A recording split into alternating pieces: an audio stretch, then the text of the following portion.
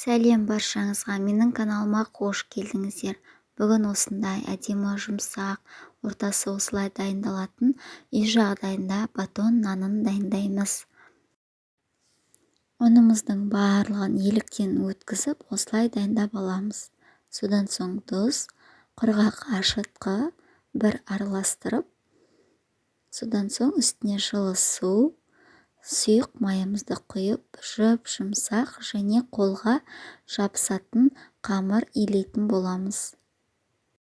Қамыр осындай көлемде жұмсақ және жабысқақ келеді. Осылай тақтаңызға 3-4 рет бастырып аласыз. Содан соң қолыңызды бір майлап, тағы да бастырасыз. Сізде қамыр әдемі болып шығады. Ыдысымызға салып, бетіне целлофан кигізіп, жарты сағатқа ашытуға жібереміз. Мінекей біздің қамыр әдемі болып ашыған. Үстіне ұн сеуіп, осылай ыдысымыздан түсіріп аламыз. Ұнның көмегімен міндетті түрде осылай көлемге келтіріп жайып аласыз. Қолыңызға жабысқақ болса, ұнды пайдалана бересіз.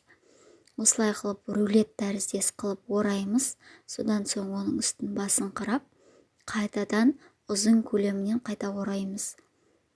Осы оралған қамырды енді қайтадан үстінен басып жаятын боламыз. Шамалы көлемге келтіріп жайып аласыз.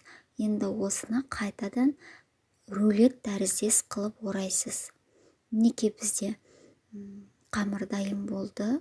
Енді табамызға ұн сеуіп, осылай орналастырып, 20 минутқа көтеруге қайта қоямыз. Мінекей біздің қамыр ашыды. Енді үстіне сумен болмаса сүтпен осылай бір-бір жағып шығасыз. Содан соң ұнды көп сепсеңіз, наныңыз өте әдемі шығады.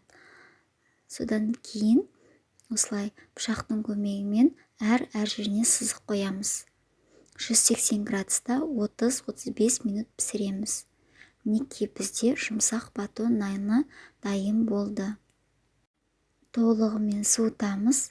Мінекей ортасы осындай биік және әдемі оралып шыққан. Міндетті түрде жасап көріңіздер. Сіздерге ұнайды деген ойдамын. Батон наны өте дәмді және әдемі болып шығады. Міндетті түрде жасап көріңіз.